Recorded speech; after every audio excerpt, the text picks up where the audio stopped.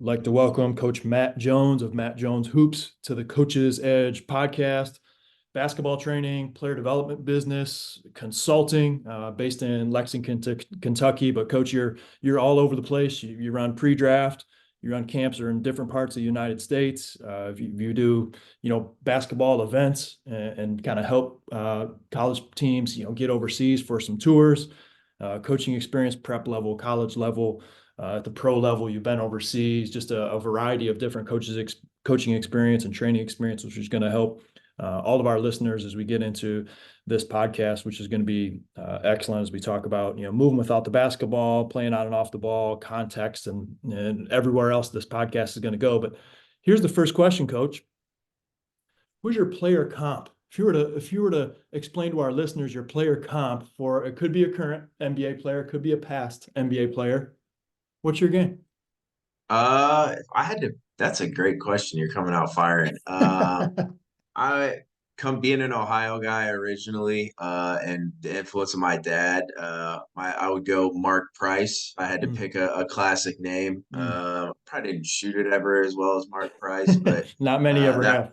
yeah, that's a good point. But I think that just being the consummate point guard who can, makes the right decisions, does the right things, just knows what he's doing out there. Mm, I think as a player, I was a little, I hate to use the stereotype, but like deceptively athletic, like a 6'2" white kid who could dunk and do some different mhm. things who would I know catch how you that off goes. Yeah.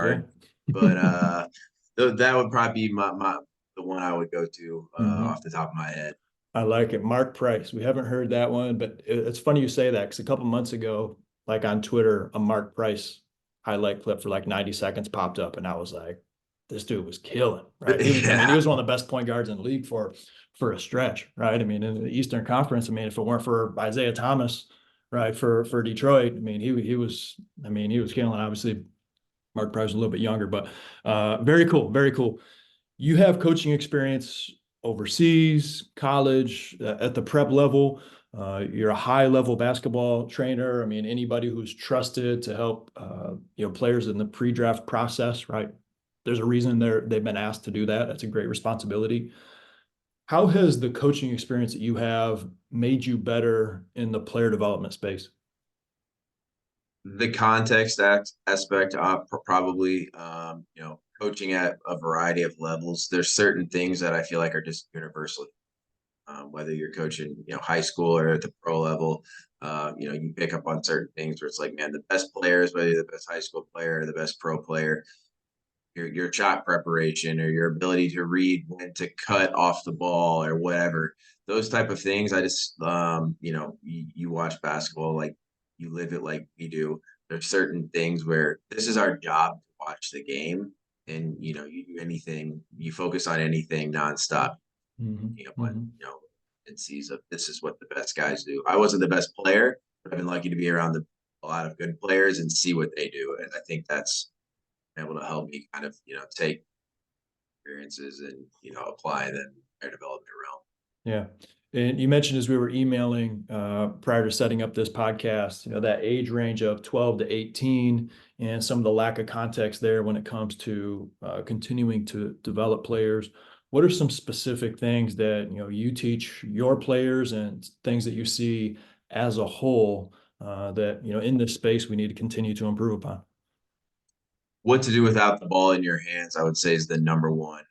Where there's not enough time taken to really break that down, and there's nuance to it. It's a lot easier to say, hey, you have a defender leaning. These are some dribble moves you can make or whatnot. It's like it's kind of cut and dry in some of those spaces where moving without the ball, there's more nuance, and even just coach to coach what they want you to do might be a little bit different. But I think that would be one. I think the other thing, just based on some of my time in Europe and what I've seen in some of the academies there, like playing with either hand. Like if you're 12, 13 years old and you're right-handed, I think you need to be able to throw a one-handed, left-handed pass, be functional. It's part of the game. So I would say that would be another one. And I think on top of that, just kind of like doubling down on film, like using film with even young kids. I think we I think there's something to be said for that. Like 12-year-olds, they play video games. Right. They're on we're visually driven this Mhm. generation. So like, why shouldn't they be able to, look at a film from a workout or playing 3-on-3 and pick up on some of, whatever skills you're trying to.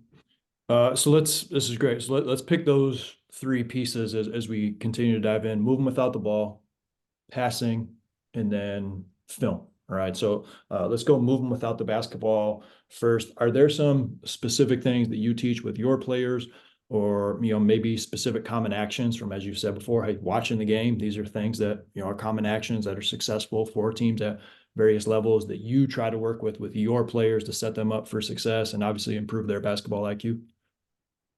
I always just use the phrase chase space with moving without the ball. Where is the empty spot on the floor? And, they're as they get older and the understanding grows, like I said before, there's more nuance, but it's like, okay, it's a baseline drive, your defender helps. Are we lifting towards the top? Are we drifting? Are we making, an aggressive cut towards the rim?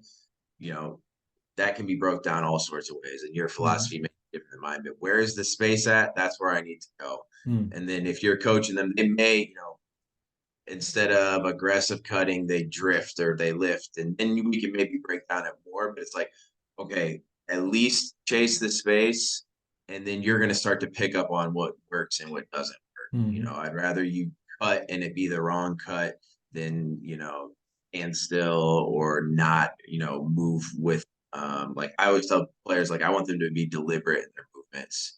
Be decisive. If you're gonna cut, if you're gonna make a basket cut, I want you to cut as hard as you can. Or you're gonna Mhm. lift, I want you, those two slides to be as hard as you can. Mhm. So that would be like my initial thought process without the ball.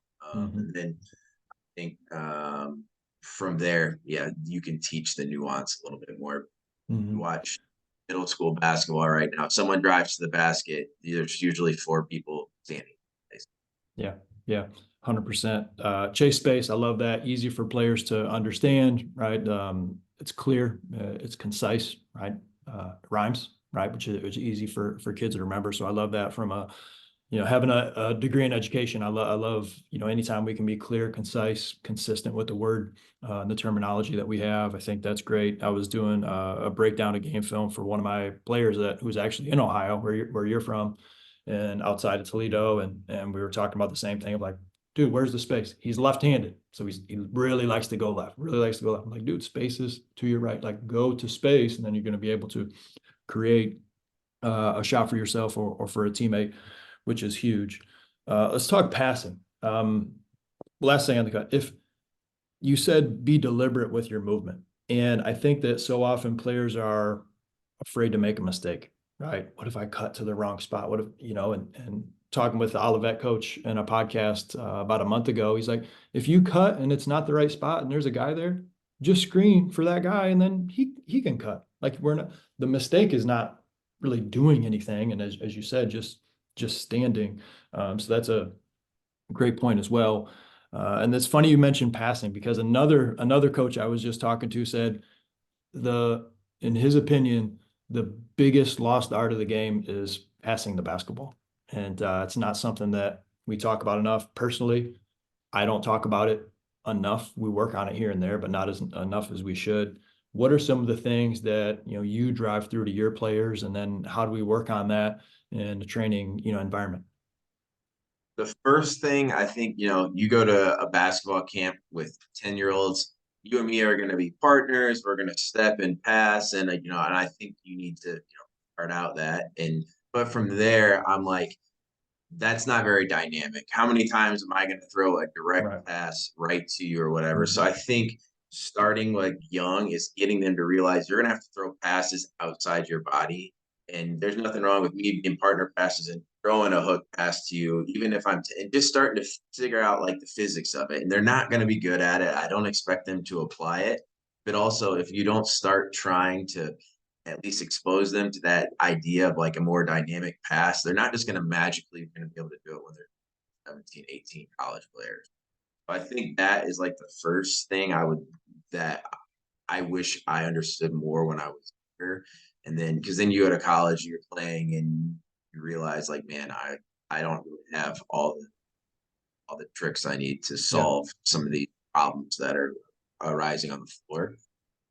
So I think that, and then like I said before, just working on one-handed passes, especially off the bounce. Mm. Like every split second in basketball matters, especially as you go up a level. Like you don't always have the time to get two hands.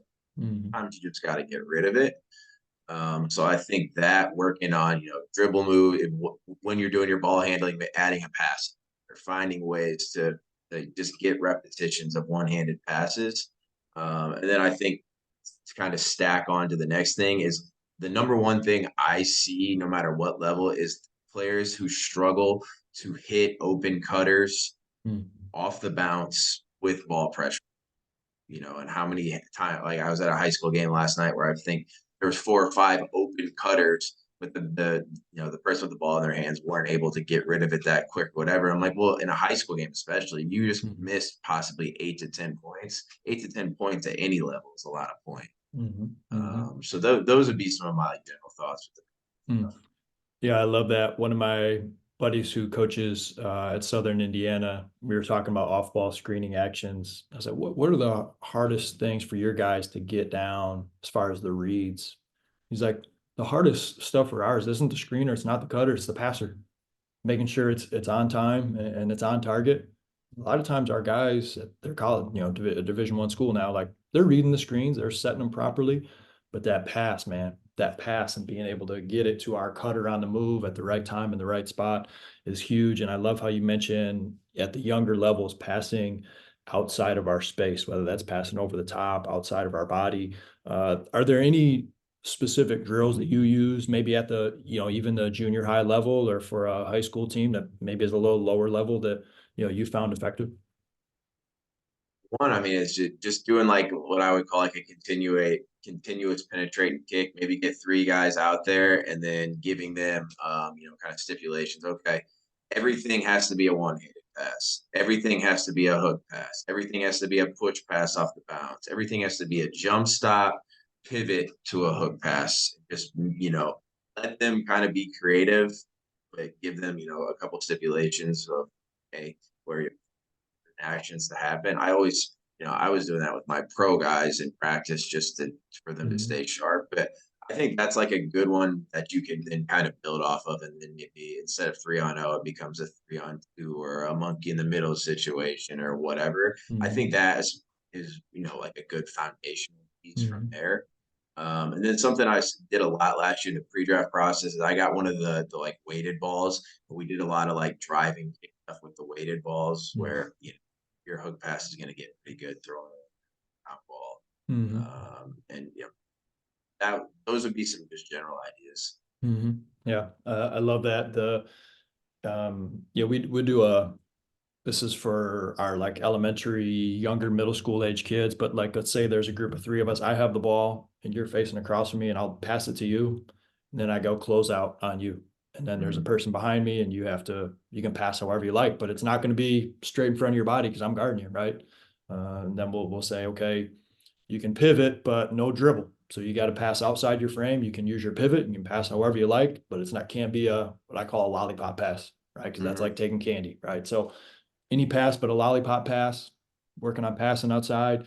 And as soon as you pass to your partner, now you go and close out. And now you're guarding that. And it's just a continuous closeout passing drill. And they say, hey, you can use one dribble to like create a new angle or space and kind of build from there. But it's along the same lines you're talking about passing outside your body is something that's realistic to the game. And the days of facing somebody and making a chest pass and telegraphing a pass. I mean, realistically, like, was that ever a thing? Yeah. I don't know if that was like, I mean, you can go 50 years ago. I don't know if anybody was really doing it. There were still defenders out there. So I don't know how realistic that is. I think we're going to come back to some of the passing and the ball movement, but I want to touch on the third thing that you mentioned was game film and how effective that can be for every level, not just, more advanced players, pro, high school, whatever that might be. What are some examples that you've used film for with the players that you work with?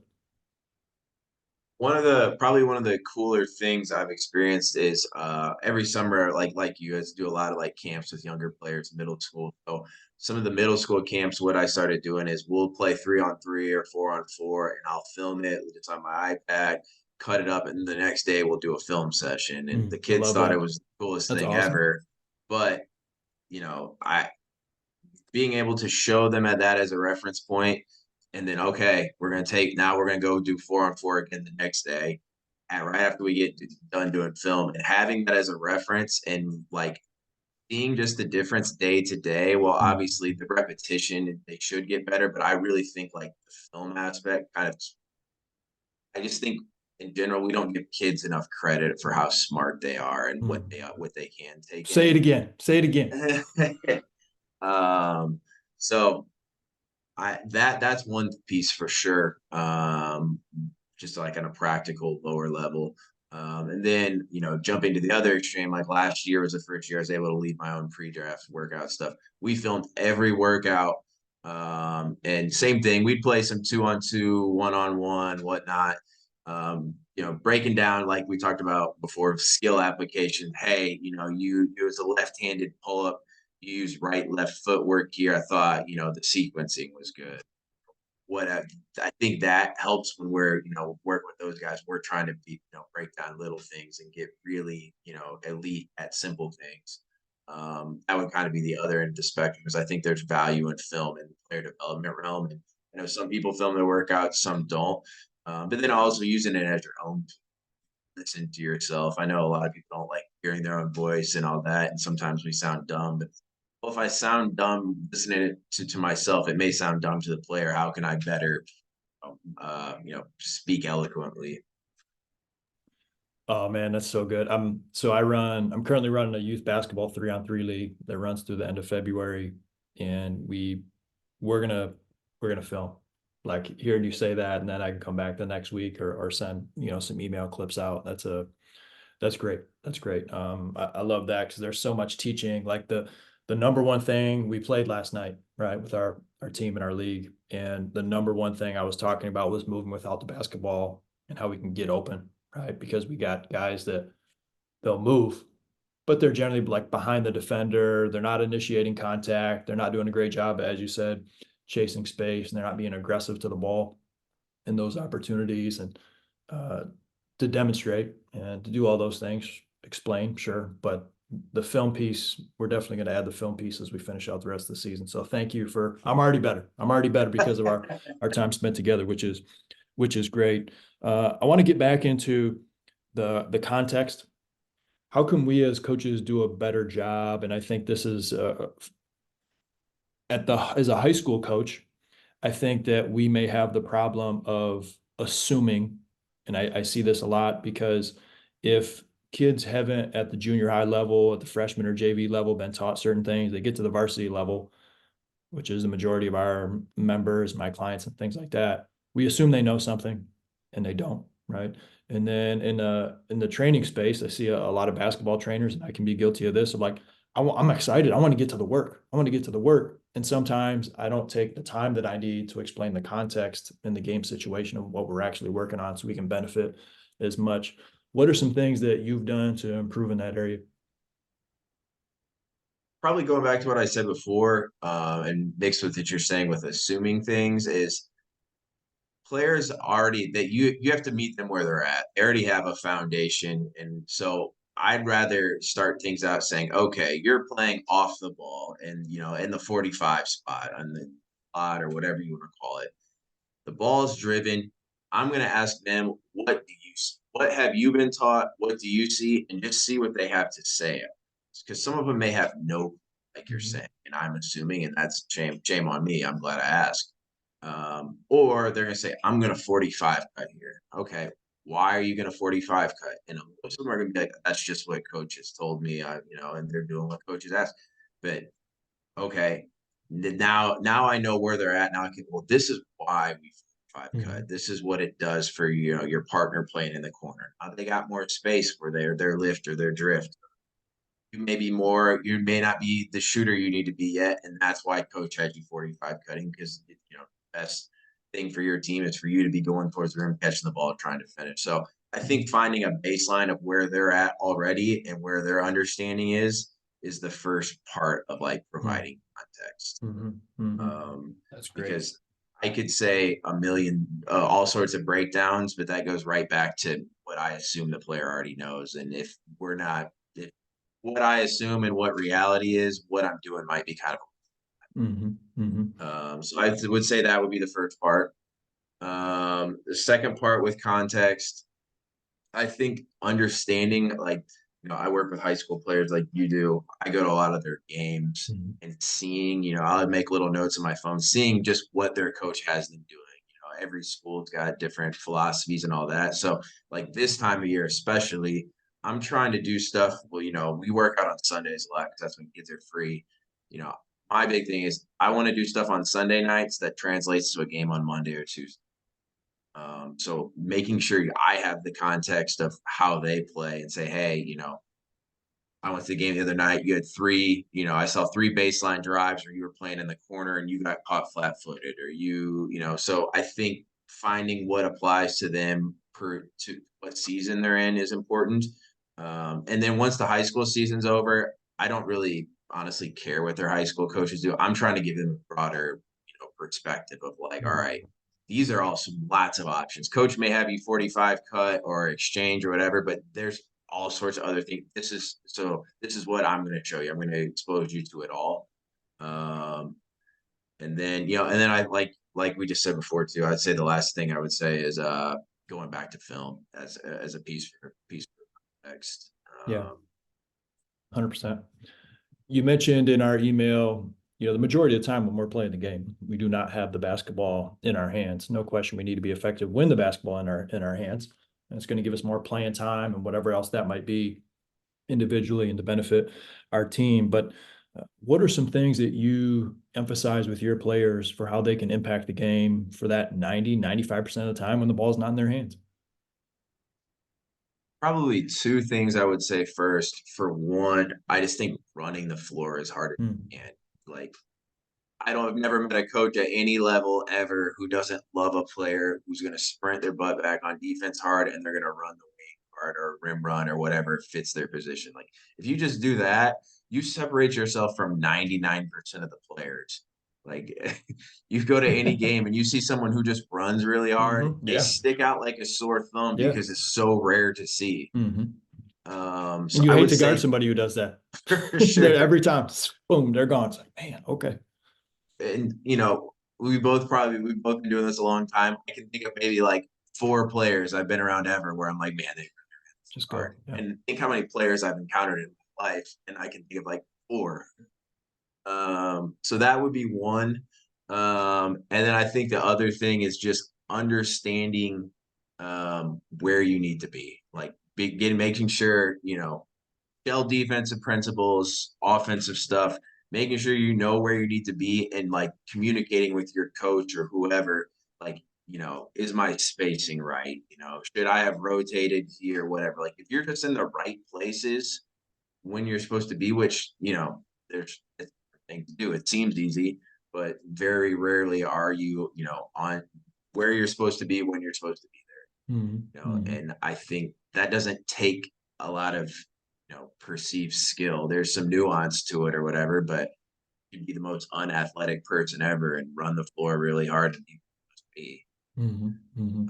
And those might be over. That's probably the coach and me talking more than the player development guy. I'm like over idealizing two things that seem simple, but they're hard to come by. Well, it's a great point because, and this is why I love having people that train, but also have the coaching experiences.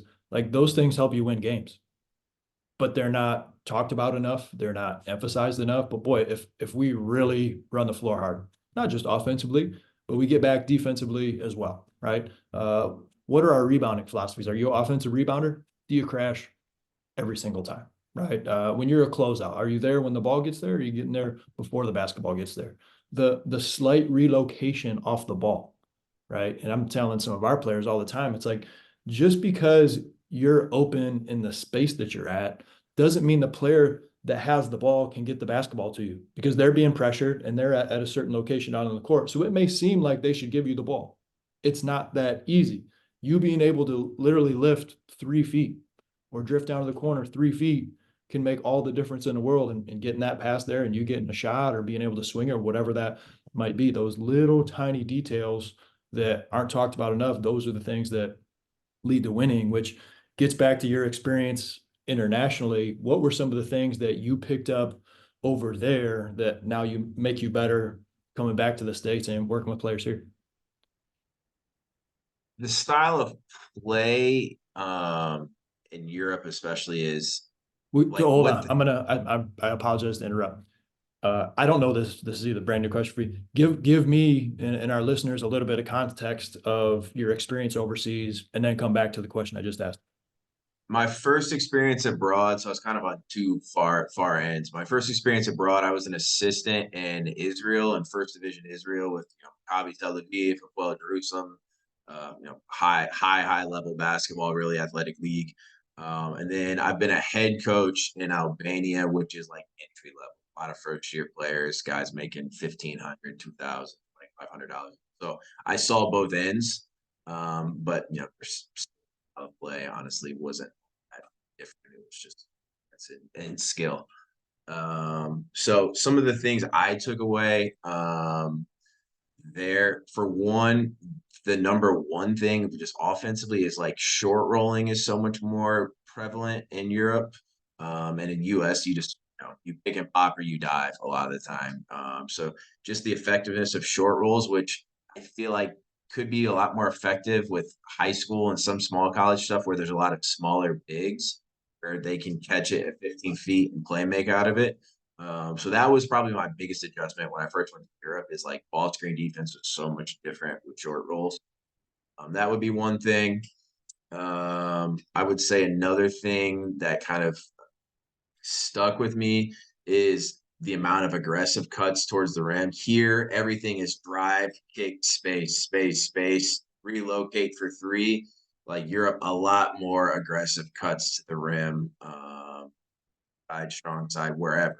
And that's probably, and honestly, I never thought about it this way. When you aggressive cut, it just makes the relocation for everybody else so much easier, because Mhm. instead of four people trying to relocate and, dividing the floor into fourths, basically, you get an aggressive cut. Now you're dividing the thirds. You've got way more space to Mhm. Mhm. operate.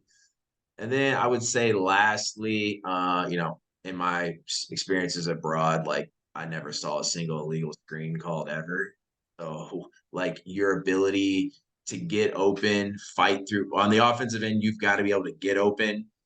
Um, and defensively, you're gonna have to fight through illegal screens. So just like the ability to get open, being physical, using angles, footwork, getting your foot over the top. That was another thing that I learned a lot watching really good players fight to get open or fight to get through screens and take Mhm. stuff away. Mhm. No, those are great. Those are great points. I didn't coach nearly at the level overseas, but when I was over there, I coached 2 years of high school basketball, and even learned a lot from there. And one, the leagues that I was in, nobody could play zone, which I really liked. You had to play man to man at the youth level, which I thought had a lot of benefits. The pace of play, the ball moved quicker, and I feel like we're doing a better job recently of like teaching that, of like, hey, quick decisions. Again, we're getting more into that again, but when I was over there, it was like 10 years ago. Like they were just ahead of, like, there were more dribble handoffs. We see a ton of ball screens now. There were already a ton of ball screens happening happening over there. And then we practiced so much more than we played when we were over there. One, when I was playing overseas, we usually, sometimes we played twice a week, but we usually played one game a week, right? We practiced 5 days a week, and a lot of those were 2 days. And you got lifting, and then you'd have one day off, and then you'd do it all over again for like 8 or 9 months. And so just the emphasis on like practice time and developing your skills and continue to improve, and then boom, you got that one game, and it's just like all out, everything you got, and then boom, back to the drawing board and just trying to get better throughout the course of the week. I think there's a lot of takeaways that we can do and continue to improve as far as how we go in the U.S. I think there's some things that we're on the right we're on the right track as far as how that goes. Basketball in general, where do you see player development going if you had to forecast in like 5, 10 years, as far as kind of its place in the world? I mean, it's not going anywhere. It's a kid just No.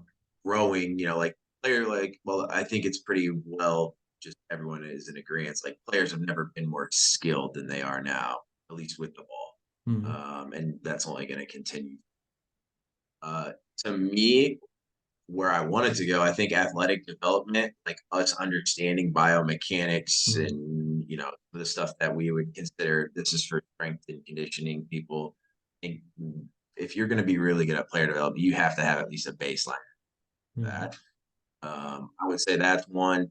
Kind of like you mentioned before with your background in education, just like the cognitive piece, like how do we really teach? What it doesn't matter what you're teaching is teaching, and I think the player development realm having a baseline understanding of that. I think those are the ones right now. If you really want to be good at it, those would be the ones I would be focusing on. Those are things I'm trying to get better at because I think it separates me from other Yeah. people when I'm Mhm. not. I don't have a 4-year degree in it. I don't have a master's in it or whatever, but there's research, there's information everywhere where you can find Yeah. understanding. So those would probably be the two I would say off the top of my head that I think. I think probably the other one is just at this point, if you can't shoot, you can't play. I think just the emphasis on understanding like how to teach shooting Mhm. is probably the other one where there's a lot of Yeah. that. Probably just being frank, there's money to be made there if it's what you're trying to do. I've said this many times when I'm like older and I can't dunk and I can't like do fancy stuff like where I'm in the gym and I demonstrate something and kids are like, whoa, I was like, I'll just become a shooting coach full time instead of like the all around and I'll be fine. Cause you're absolutely right. Shooting has always been important, but it's never been more important than it is today. Regarding shooting, what are some things that you focus on with your players as far as continuing to develop throughout the course of, let's say off season ends, players are coming back to you and they're looking to work with you for, consistently. And I know you train in season as well, but that consistent basis of spring through the summer, coming back into the fall, what are some of the things you focus on with your guys and girls? I think once the season's over, go and forget everything that's happened. Let's go right back to. I give all my. I call them like these are your boxes. Check like every player I work with consistently. I've got like a note in my phone because sometimes I even myself. Like there's two or three things when you're not shooting the ball well. These two or three bad habits pop Mm, up. Whatever those three habits are that are bad, let's make sure we're doing the opposite. Whether that's having a loaded wrist, whether that's your base getting too narrow, whether that's your sequencing is off and you're not leading with the ball or whatever it may be. Like, let's go right back to what your bad habits were a year ago. They're probably similar now. At a certain point, like your just habits that pop up. I think just going back to the basics is stereotypical as that sounds, but what you really need and what I really need might be different. But let's hammer in on what's really important for you, those two or three things. And I don't like making it anything more than about those two or three things because mhm. your brain can only process so much. And you've worked with enough shooters to know like you get to them thinking too much and worried about too much, you lose. Oh yeah. I mean, you think back to when you've been in the zone, how much was going through your mind? Not much or nothing, right? Mm. You just, the flow state, right? I mean, it's a real thing. So hammering on those basics, I love the what you mentioned as far as, hey, when you're missing shots, what are a couple of those bad habits? We all have them, right? I know I have them. Like when I start to miss, right, it's because I stopped getting my shoulder to the rim, and I'll just start naturally like coming back a little bit with my shoulder, and then it's either a front rim miss or it's slightly to the right because I'm right-handed. And those are the two misses that when my shot starts to go, it's short or it's right because I'll get casual. I'll get lazy with driving my right shoulder to the rim. And I say, hey, shoulder, Steve, shoulder to the rim. And then boom, I'm back in my line and then I'm feeling good again. We all have something like that. And so it's important to remind our players because sometimes, especially at younger players, they don't know we can show them with film and from watching and all the thousands of players that you work with over the years. And that's one of the cool things having done this for so long is like or even a coach who asked me to work with a player and we see them and they're like, I'm not really quite sure what to do, and I'm like, I've seen that kid like 10 times already. I've seen it before, right? I know I've worked on, like, here's what we're going to do. And so that like experience level over working with enough players is something that certainly comes in handy regarding shooting the basketball. Favorite competitive shooting drill, coach? Ooh, Favorite one? that's a good question. Like, I'll be honest, I'm not a big shooting drill guy. I'm more Mhm. just like reps, Getting them up. you know, Yeah. like Okay. I trying to think what one I think like I'll do one where it's just like 9 spots basically. Start out at half court, come in, shoot an 8-footer off the glass, and then a mid range, and then a three, and then you sprint to half court again, and it's just 9 spots. That's one I've done forever that I really like because you can kind of put some control on it. Like we'll go, I'll make them hit. You have to hit 7 out of 9 for five. Mhm. You can go 5 times, and we don't move on to number 3 or number 4 or whatever it may be. And then, or we'll do, first time through, it's going to be all 1-2 footwork. Next one, it's going to be hop. Next one, Mhm. it's going to be hop long, where you can kind of control it. And that's a lot of running. And I think that's like a good one to burn them out at the end. If that's what Mhm. your what is this go in and hit shots while you're tired. That's probably the one I've done the longest. That Mhm. one stuff like Mhm. probably just because you can control it and you can kill them a little bit. Yeah, yeah, they're getting running in. As you mentioned, you can put a footwork piece to it. You can put time, score, competitive. You can put two players on each end going to get, all those different things, which, make drills competitive, which I like. You mentioned footwork, and this is a question that I often get from coaches is the footwork piece. So, just curious, like, what are some things that you emphasize as far as the base, the foundation with the players you work with? I'm big on hips. Like that's my favorite thing. You come to any of my workouts, you're gonna hear me talk about your hips. I think that's where everything starts. Um, so for me, I think with footwork, no matter whether you 1-2, you hop, you pinch, your permanent foot 1-2, inside, whatever. Like I think there's value in all those footworks. Like if you watch the good players, they do them all. Mhm. Um, but I think just the level of your hips. If you're 1-2ing as you step, I can be tall as I'm stepping. I'm dropping down, and my hips are dropped, and I'm like a spring on my way down. Or what? If I hop, I can be tall. Once the ball's hitting my hands, my hips are dropped.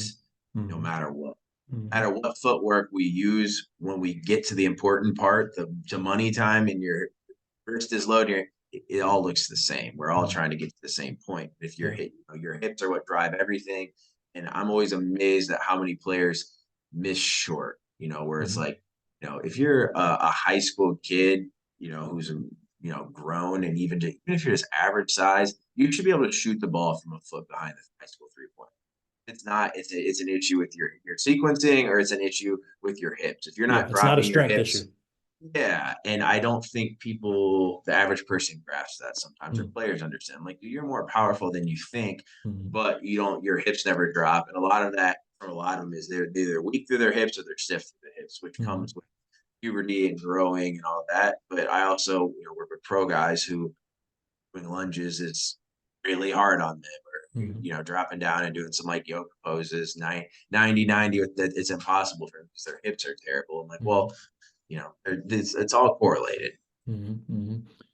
You're the second NBA trainer I've talked to recently that has said hips was shooting when I asked him, and same, like, the hips are that lever that sinks, and when you drop those hips back, your knees are already going to bend a little bit, your ankles are already going to flex a little bit, and those are your three lower levers: hips, knees, ankles. But the hips, which is why, if you come to a shooting workout, you're never going to say, hey, bend your knees more, or use your legs more. It's more like load, right? We Mhm. have we have some terminology we use with our kids as far as what loading, looks like. And um, I think we get too caught. I'm glad you talked about the footwork, because I think we get too caught up in a specific type of footwork instead of, like, where are we at when that basketball is in our hands and that ball starts to move, call it through the tunnel, right? We're starting to let that ball lead coming through the tunnel.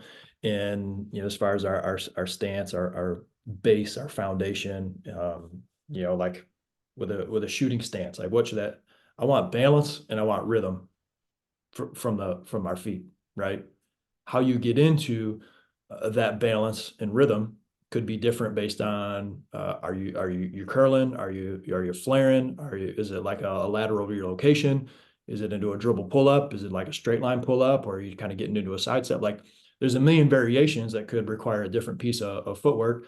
And then sometimes you just have time and you can kind of choose which one you feel more comfortable with. But if we don't have the balance and the rhythm into what we're doing, and the hips are that connector because it's the middle piece of our body, right? So that those hips really connect the upper body and the ball as well as the lower body and the legs and the feet. And so I think that's a huge one. You mentioned short kids are stronger than they think. I think parents also they got to get stronger. It's like, yeah, they got to get stronger, but that's not why their shot's short. So I think that's a great piece as well. Is there any other specific thing you work on from a shooting standpoint with your players that you found, boy, this is really beneficial. We've improved this player's shooting percentage, 5, 10% from, 1 year to the next from three. And we really focused on this specific thing. Hand placement, I think, is important. Just how you can catch the ball. So something like I'm asking a lot of different people that I trust, like, how is the best way to catch the Mm, basketball? And there's some variability. If you throw me a bad pass, I'm not going to be able to catch it quickly. So I think hand placement. There's a lot of kids who don't even realize their hands are in funky places when they go to good shoot, where point. it's like you're setting yourself up for failure before we even try to do anything because so I think that's one I've been big on is like I tell them like I want you to pretend there's a window in front of you. A lot of kids when they go to shoot, they're bringing the ball back. Either I'm more big on like keep it off your face. I tell them like pretend there's a window in front of you, or you're wearing like a hat, and if you bring the ball back, you're gonna run into like the visor of the Mm, hat, and you start bringing it back, it starts to become like what I call a dart rather than mhm, an out motion. mhm, And then probably the last one too is like one I make, especially younger kids, and this might be, as player, if you're working with a player who's 6'6", it's a little bit different, like angle wise, but I'll make them put the ball on top of their head with their weak hand and then hold their follow through. And I'm like, all right, if your follow through isn't as tall as the ball on your head or about, I think it's flat, and that might mm, be over idealized, and that might be too high sometimes. But like the other thing I say is, I'd rather you exaggerate something yeah. because you exaggerate in the workout. It's probably going to be a little bit lower in the game. Everything we do, it's not going to be quite there when we do it in the game. Mhm. Those would be a couple like little things that I feel like I see over and over, and when players they can pick up on those things, you're going to improve. Yeah. Coach, this has been awesome. I mean, I could continue to pepper you with different questions as we go. I mean, I was like, all right, passes off the ball screen. Like, what's your opinion here? We've touched a little bit on some form shooting, talk about footwork and stance, passing with your weak hand. I mean, to our listeners, there's been a variety of really good nuggets in here. So I encourage you to go back, rewind, listen to some of the teaching points that Coach Jones broke down, because there's some nuggets in here that you're going to want to apply to your basketball team, whether that's passing outside your frame, passing with your weak hand, some of the nuggets at the end as far as shooting mechanics and stance or follow through and exaggerating certain things, the game film piece. All of these are great. You mentioned running the floor even in there. You talked about coaching overseas. I mean, coach, what's next for you? Last question. I mean, kind of what's next? What's kind of in the, you talk about the rear view a little bit with some of your experiences, but what's in the front? What's on the dashboard here for you? Next thing for me that I'm really preparing for is the pre-draft process again this year. So that'll start up. We'll get really moving kind of end of April up until the draft time in June. So preparing for that. And then in the meantime, my training business here and starting to do more stuff. The next kind of frontier for me is all these college kids with their NIL money. I'm like, all right, if you're gonna get treated like a pro, the pros invest their money back into their game. So I've been working with a couple NIL agents and different people I know, trying to get some kids in the gym. April, kind of in that time when between when school ends and when they go back for summer. I Mhm. do a lot of shooting stuff, honestly. Yeah. Some of the stuff we talked about, where it's like trying to improve shooting habits, shooting mechanics. Like 3% in college basketball three is a big jump. Huge. And that can be the difference in you getting paid, whether that's in college or as a pro or whatever. So those are the main things that I'm spending my time right now getting Mhm. situated. Is that one of the, as you get into the pre-draft, is that one of the main things that you work on with those guys as they prepare through the process? It's the most important thing in my Yeah. opinion. I had a guy last year, a 7-foot guy, a guy named Trey Dimas on a 10-day contract with the Grizzlies right now, who didn't shoot a single jump shot in college. 5 years, 7 foot, 270. No one ever worked with him on shooting ever because it's not who he was. And agent I was working for was like, listen, we don't need him to hit jump shots, but we can't have him when he goes and, he's still gonna have to go and do spot shooting with the NBA teams, and they're gonna make him shoot threes because they just want to know. Mhm. And he can't go there and go 9 pro. The shooting isn't the reason he's gonna get a contract, Yeah. but it can't be the reason they don't take him. Yeah, that's a great point. So yeah, we did shooting stuff, every day. And I'm working with a lot of like guys who are friend guys, 2-way contracts, maybe a second round pick, whatnot. And the majority of them, the reason is just shooting splits. Mhm. That's what holds a lot of players back. So like I said, just trying to find, hey, these are 2 or 3 things I think we can, make some progress on in 2 months. And that may take you from 33% from three to 36. And at, the pro level, that's a big difference. That's Coach Matt Jones, mattjoneshoops.com. Check him out. Coach, this was awesome. We'll have to have you back again sometime, or maybe in the fall after you've gone throughout that process, and love to learn again from you. Some of the things that you work on with some of those players has been great. So thank you for taking the time to be on the Coach's Edge podcast. Appreciate you having me on. I always enjoy talking to like-minded people. Thanks for listening. Get after today.